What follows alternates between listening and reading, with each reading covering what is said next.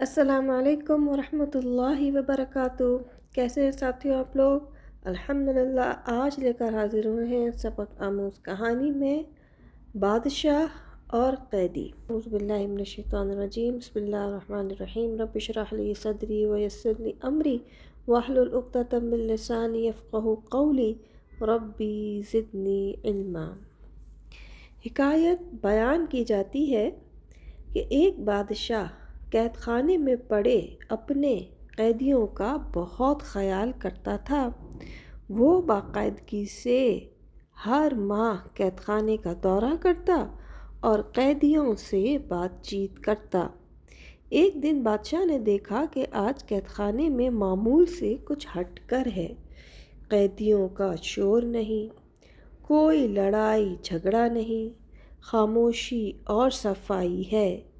بادشاہ سمجھدار تھا، فوراً سمجھ گیا کہ کوئی نیا قیدی ہے جس کی سرپرستی اور تربیت میں یہ ممکن ہوا ہے۔ بادشاہ نے منتظمین سے دریافت کیا، معلوم ہوتا ہے پچھلے مہینے کوئی نیا قیدی بھی کہیں سے پکڑ لائے ہو؟ منتظمین نے کہا، جی ہاں بادشاہ سلامت، یہ نیا قیدی کوئی جادوگر ہے۔ سارے قیدیوں کو اپنی فرمانبرداری پر لگا رکھا ہے، نہ کوئی شور نہ جھگڑا۔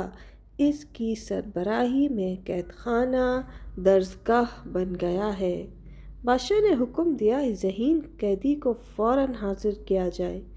جب قیدی حاضر ہوا تو بادشاہ نے اس سے کہا، اے ذہین قیدی، تم مجھے اگر 5 سوالوں کے جواب دے دو تو تم آزاد ہو۔ پہلا سوال، سب سے قیمتی لباس کون سا ہے؟ دوسرا سوال، سب سے بہترین خوشبو کون سی ہے؟ تیسرا سوال، سب سے لذیذ کھانا کون سا ہے؟ چوتھا سوال، سب سے نرم بستر کون سا ہے؟ اور 5واں سوال، سب سے خوبصورت ملک کون سا ہے؟ قیدی نے جواب دینا شروع کیے۔ سب سے قیمتی لباس کسی غریب کا وہ لباس ہے جس کے علاوہ اس کے پاس کوئی دوسرا لباس نہ ہو۔ یہ لباس پھر سردی، گرمی، عید، تہوار، ہر موقع پر چلتا ہے۔ سب سے خوبصورت خوشبو ماں کی ہوتی ہے، چاہے وہ مزدور ہی کیوں نہ ہو، اس کی اولاد کے لیے اس کی خوشبو سے بہترین کوئی نہ ہوگی۔ بہترین کھانا بھوکے پیٹ کا کھانا ہے، بھوک ہو تو سوکھی روٹی بھی لذیذ لگتی ہے۔ دنیا کا نرم ترین بستر بہترین انصاف کرنے والے کا ہوتا ہے۔ ظالم کو نرم بستر پر بھی سکون نہیں ملتا۔